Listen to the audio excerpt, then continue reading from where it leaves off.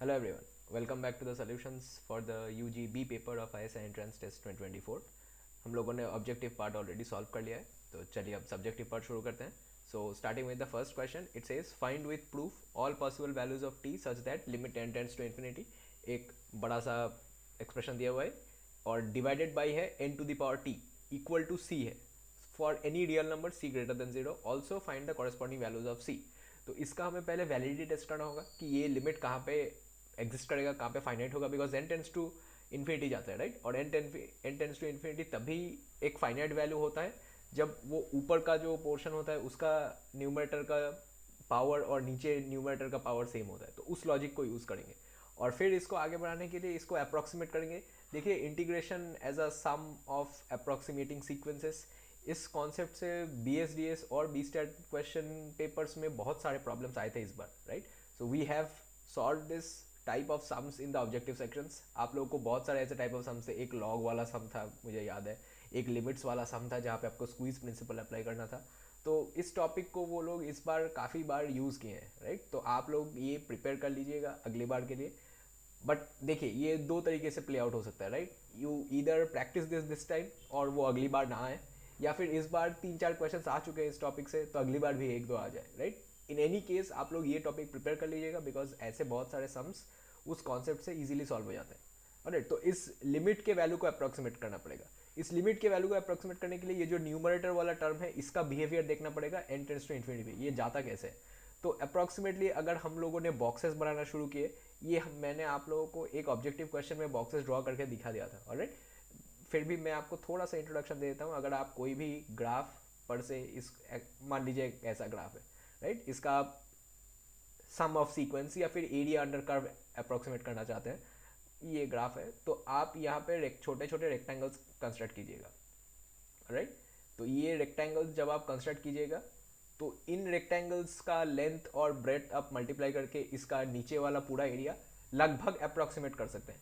Obviously ये accurate नहीं होगा, इसलिए आप एक बार राइट रेक्टेंगल्स का सम लेते हैं हर टाइम राइट में कंस्ट्रक्ट करते वक्त, और एक बार लेफ्ट रेक्टेंगल्स का सम लेते हैं हर वक्त लेफ्ट में कंस्ट्रक्ट करते हैं. फिर ये आपको एक अप्रोक्सीमेशन देता है, एक लोअर लिमिट देता है, एक अपर लिमिट देता है, ऑलराइट. तो यही कॉन्सेप्ट हम लोग यहाँ पे भी यूज़ करेंगे. तो ये जो ऊपर वाला एक्सप्रेशन है इसको S डिनोट करते हैं. So S equal to 1 plus 2 to the power 1/3 plus 3 to the power 1/3 plus dot dot dot plus n to the power 1/3, right. ये एक्सप्रेशन दिया हुआ है. अब ये कर्व कैसे दिखेगा वो हमको अप्रोक्सीमेट करने का ज़रूरत नहीं है, बट हम लोगों को जो पता है कि इसको हम इंटीग्रेशन से अप्रोक्सीमेट कर सकते हैं. तो इसको हम डायरेक्टली लिख सकते हैं एस एन nth टर्म तक. ये अप्रोक्सीमेटली इक्वल करेगा 1 से n तक x to the power 1/3 dx. Hopefully आप लोग एग्री करते हैं. इसको मैं समेशन फॉर्म में ना लिख के डायरेक्टली इंटीग्रेशन फॉर्म में लिख रहा हूँ, राइट. अब आप इसका इंटीग्रेशन जब कंप्लीट करेंगे तब आपको यहाँ पे तो नॉर्मल इंटीग्रेशन है, राइट. इसमें आप लोगों को तकलीफ नहीं होना चाहिए. जब आप इसका कैलकुलेशन करेंगे तब आपके पास आएगा 3/4 x to the power 4/3, right. 3/4 x to the power 4/3, और आप इसके लिमिट्स पुट करेंगे 1 से n तक. तो इसका वैल्यू आ जाएगा 3/4 x नहीं n to the power 4/3 minus normal 3/4, right. यहाँ पे 1 टू द पावर 4/3 करेंगे तो उसका कोई वैल्यू तो रहेगा नहीं, बिकॉज 1 का कुछ भी पावर आप डालें तो वो 1 ही रह जाएगा. होपफुली इस स्टेप तक आपको समझ में आ गया. अच्छा, अब देखिए इस सम का जो कोड है वो है n tends to infinity, right. तो हमने 1 से n तक इवेल्युएट किया. जब हम डेफिनेट इंटीग्रल को इवेल्युएट करते हैं तब हमने n का एक वैल्यू एज्यूम नहीं किया, राइट. हमने बस n को ही पुट कर दिया. बट लिमिट्स में हमको क्या करना था, लिमिट्स में हमको n टेंड्स टू इन्फिनिटी करना था.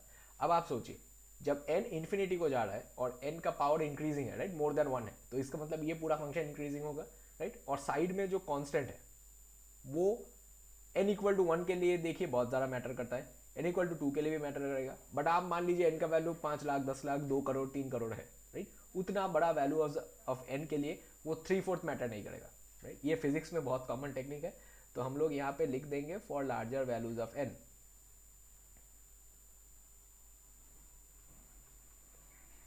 अब n का वैल्यू तो लार्जर ही होगा, right, as n tends to infinity.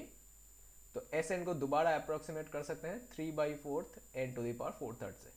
वो 3/4 को रखे या ना रखे क्या फ़र्क पड़ेगा जब अपना सेंट्रल वैल्यू ही उतना लंबा हो जाएगा, राइट. अब इसको आप सब्स्टिट्यूट कर दें तो limit n tends to infinity, ऊपर हमने अप्रॉक्सीमेट किया 3/4 n⁴/3 और नीचे रहा n⁡t, राइट, और ये होगा फाइनाइट। तो एज यूजुअल 3/4 को बाहर कर दें और यहाँ पे limit n tends to infinity n⁴/3 minus t हो जाएगा, राइट। तो ये फाइनाइट कब होता है, ये आप लोगों ने पढ़ा था, ये फाइनाइट तभी होता है जब 4/3 माइनस टी वाला पोर्शन जीरो होता है, राइट, तभी ये फाइनाइट वैल्यू देगा। वरना अगर ये पावर सेम नहीं रहे और n का नीचे वाला पावर या ऊपर वाला पावर ज़्यादा रहेगा तब वो इन्फिनिटी पे डाइवर्ज कर जाएगा, ऑलराइट। तो फाइनाइट वैल्यू पाने के लिए हमको ये value greater than equal to zero या फिर इक्वल टू जीरो चाहिए, राइट। तो इक्वल टू जीरो वाला केस ही कंसिडर कर लेना है, इक्वल टू जीरो वाला केस कंसिडर करेंगे, right, for the limit to be a positive constant. Zero नहीं होना चाहिए। अगर greater than equals to zero हुआ तब देखिएगा, यहाँ पे आपको एक एग्जांपल देता हूँ।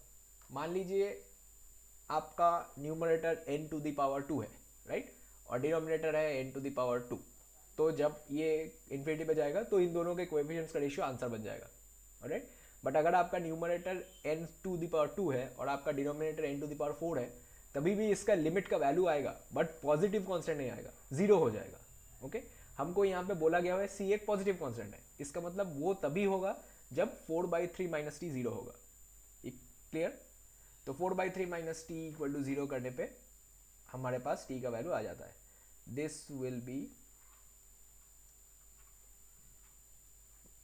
पॉजिटिव, फाइनाइट तो है ही,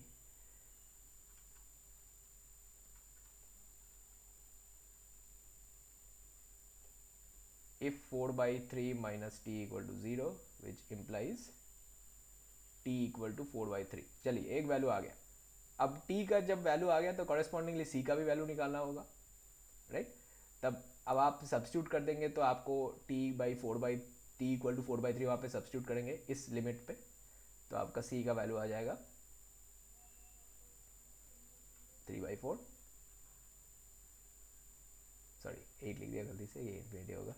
तो ये 3/4, यहाँ पे n⁴/3 माइनस 4/3, तो ये तो 1 हो गया और इसका आंसर आ जाएगा 3/4 इक्वल टू c। ये तो c दिया हुआ था, राइट, c दिया हुआ था और t का वैल्यू दिया था।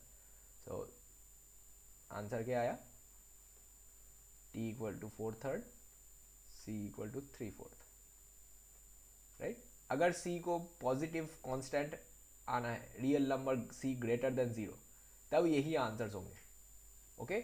अगर इस क्वेश्चन को चेंज कर दे थोड़ा सा और c greater than equals to zero लगा दे तो आपके यहाँ एक रेंज वाला आंसर आएगा, राइट, बिकॉज उस टाइम n 4/3 माइनस टी इसको less than equals to zero होना पड़ेगा, राइट, डिनोमिनेटर भारी होना पड़ेगा, तो उसके लिए आपके पास एक रेंज आएगा। यहाँ पे उसका कोई ज़रूरत नहीं है, आपको डायरेक्टली बोल दिया हुआ है c पॉजिटिव कांस्टेंट है, इसका मतलब कोएफिशिएंट सेम होना चाहिए, ओके।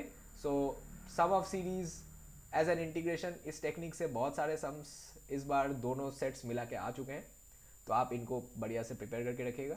इस वीडियो में अगर आपको कोई भी दिक्कत हो तो ज़रूर नीचे कमेंट सेक्शन में बताइएगा, will help clear you up in the comments, alright. और अगर आपको ISI रिलेटेड कुछ भी क्रैश कोर्स क्लासेस या फिर अगले साल के लिए प्रिपेयर करना है तो प्लीज़ नीचे दिए हुए नंबर्स पे संपर्क कीजिएगा, ओके। सो ये सॉल्व हो चुका है। I end this video here and I will see you all in the next one, bye.